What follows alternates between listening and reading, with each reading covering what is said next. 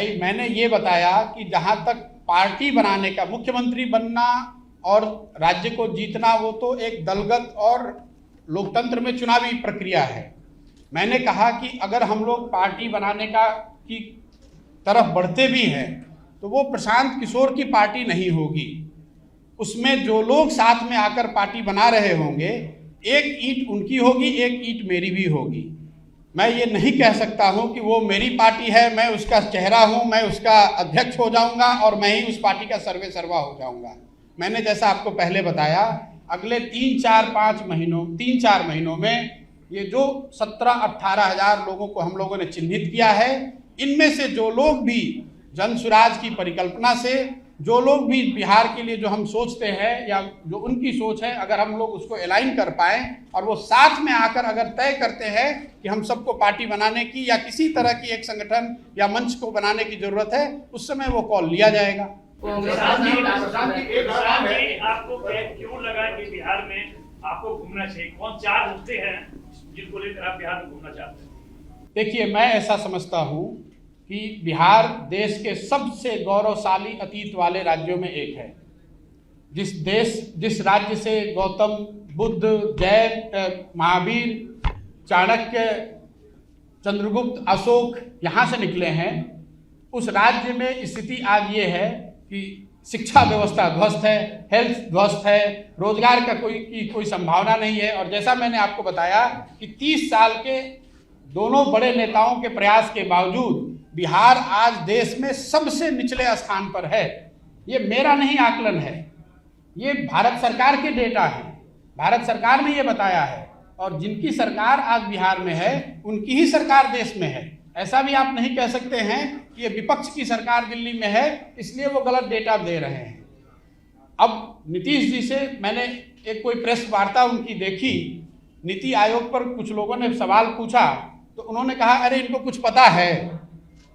संभव है कि किसी को कुछ नहीं पता है, लेकिन बिहार के लोगों को ये जरूर पता है कि आपके यहाँ मुख्यमंत्री रहते हुए बिहार की शिक्षा व्यवस्था पूरी तरह से ध्वस्त है, हेल्थ की व्यवस्था पूरी तरह से ध्वस्त है।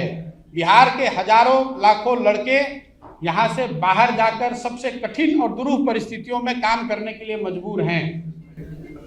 कांग्रेस के साथ आपकी बैठकें चली, कहा विश हुआ कि प्रशांत किशोर और कांग्रेस में बात नहीं करी?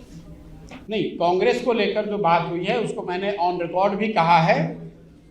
जहां तक कांग्रेस के साथ उनके मौजूदा स्थिति के असेसमेंट का सवाल है, उन्होंने जो संजीदगी और सीरियसनेस जो उनको दिखाना चाहिए था उन्होंने दिखाया।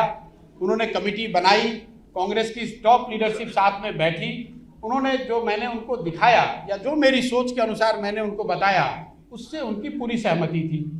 उसके बाद जो इस चीज को करने के लिए रास्ते बताए गए उस पर भी गहन चर्चा के बाद एक सहमति बनी कि इन रास्तों पर चलकर बेहतरी हो सकती है।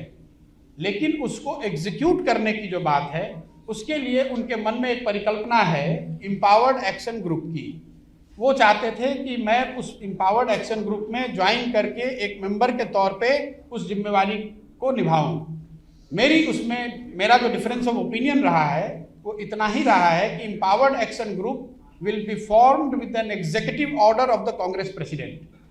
तो एग्जीक्यूटिव ऑर्डर से बनाए हुए किसी ग्रुप के पास इतनी ताकत, इतनी सैंक्शन नहीं होगी जो कि कांग्रेस में आमूल चूल परिवर्तन को लंबे समय में लागू कर सके, क्योंकि कांग्रेस के कॉन्स्टिट्यूशन के हिसाब से कांग्रेस को चलाने के लिए एक पहले से व्यवस्था बनाई गई है।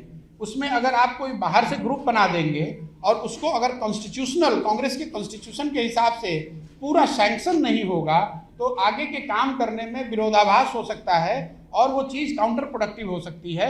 मैं उनका शुक्रगुजार हूँ कि उन्होंने मुझे बुलाया, मैं उनका शुक्रगुजार हूँ कि उन्होंने मेरी बात में कुछ सही बातें पाई, लेकिन मुझे ऐसा लगा कि मैं उसमें जुड़कर कुछ ऐड नहीं कर सकता हूँ, इसलिए मैंने उसको हम्बली मना कर दिया।